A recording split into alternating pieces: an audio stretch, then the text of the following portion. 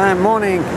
This is a foreigner in the Philippines. Well, I'm gonna go out now and just take a little walk along the prom. They've done a lot of work here, so I'm gonna turn the camera around so you don't have to look at my ugly face.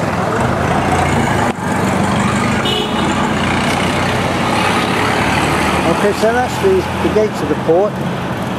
Have to stop there. Look, port of Talibon. I don't think it's high security. I could walk along there.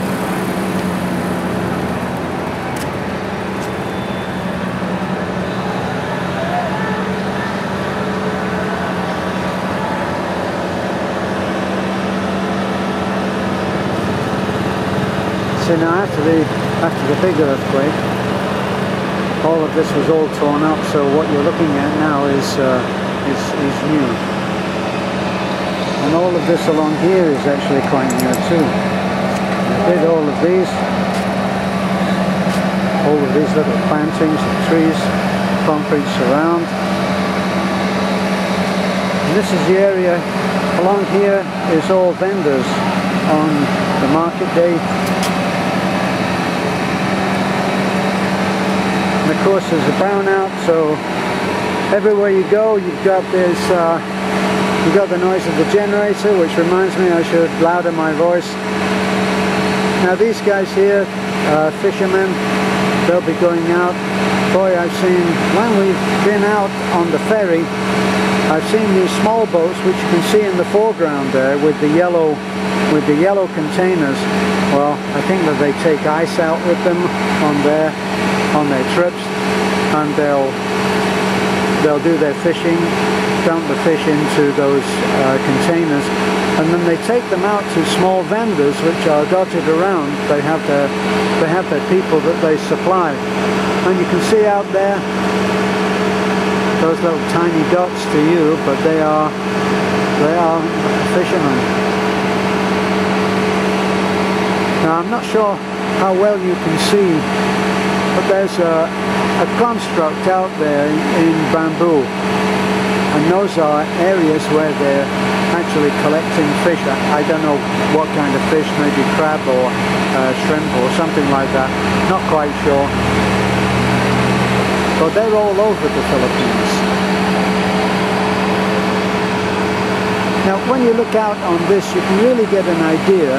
Somebody said to me once, one of our subs, said very disappointed with Google Maps, because when you think that the Philippines is 7,000 islands, well, when you look out here, we're actually on the coast now, and you really can get a feel for the fact that there are islands all over the place. So I can see 1, 2, 3, 4. There's another one over there now, just to the back of the boat, black, just like a black line on the horizon. Another one next to it, and then it goes on.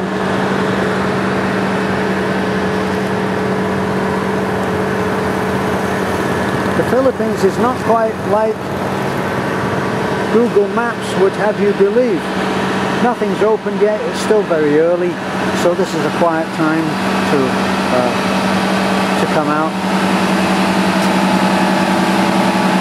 You'll always see these little guys here, look. This guy's making a living.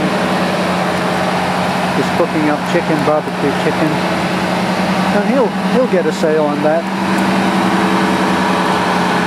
Tricycle drivers all have to eat. And this is the big main generator, I think. They've rehoused that generator. It used to be in a big truck. But I think that what they've done is this is for Alturas, the big store, and what they've done is they've housed it in that building there, and then all these heavy duty cables which are going across supplying the store during brownout.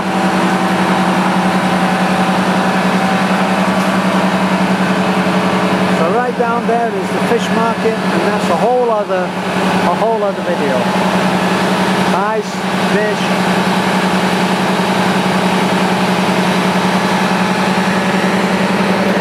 Everywhere you go, motorcycles.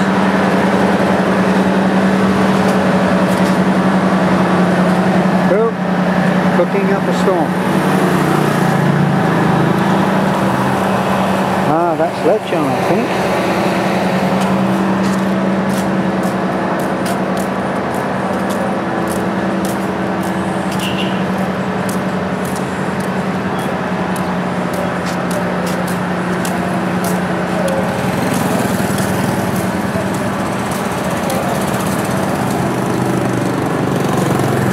So there's our Watergate Hotel.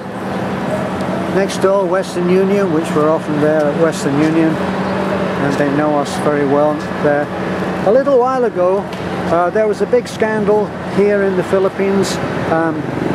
Millions and millions of dollars came from, I think, Pakistan, from a bank in Pakistan, and it was laundered into a bank here in the Philippines, and then disappeared. And I think they had endless hearings on it, where politicians asked some very, I don't know, very probing questions, never got any probing answers, but the questions were asked. I don't think anything was ever really decided on it. But what it meant to little people, and this is typically how government works, isn't it? Some huge conglomerate or group, organized crime. Sorry, I'm talking about the banks again. But when something really huge goes down, so you get hundreds of millions of dollars. I remember one in France about, I don't know, 15, 20 years ago, and somebody who was very clever with computers managed to get something like it was some colossal figure like 6 million or it may have been $6 billion. Just magicked away $6 billion. And the banks were very embarrassed about it, but they can take losses like that and just keep it quiet. And that's what they did. And that's what they did here. Eventually it just kind of slipped between the cracks, and the file is now propping up a filing cabinet somewhere, and that's what happens. Now, how does it affect the common man? Well, the common man suffers because what they do is they bring in computer controls where anything starts to look as if it's coming from several sources, starts to receive blocks. And because we get gifts sent to us from various people, like $10 here and $20 there and $5, and we get these small amounts, and they're meant to help, and they do.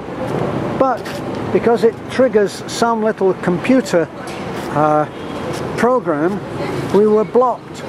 We were blocked from receiving money at Western Union, and lots of people that tried to send us money were blocked as well, because they were considered to be part of the big money laundering.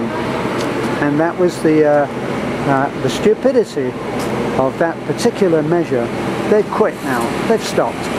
Because what is evident, and should be evident, you would think, to people who are as intelligent as the government, is that the Philippines especially is sustained by billions of dollars coming in every year from overseas Filipino workers. And boy, now, as an aside, there's a porter. Look how many bags he's pushing along there, and a bicycle. Amazing, just amazing. So, that's the end of my little walk around. Thanks for looking in, and bye for now.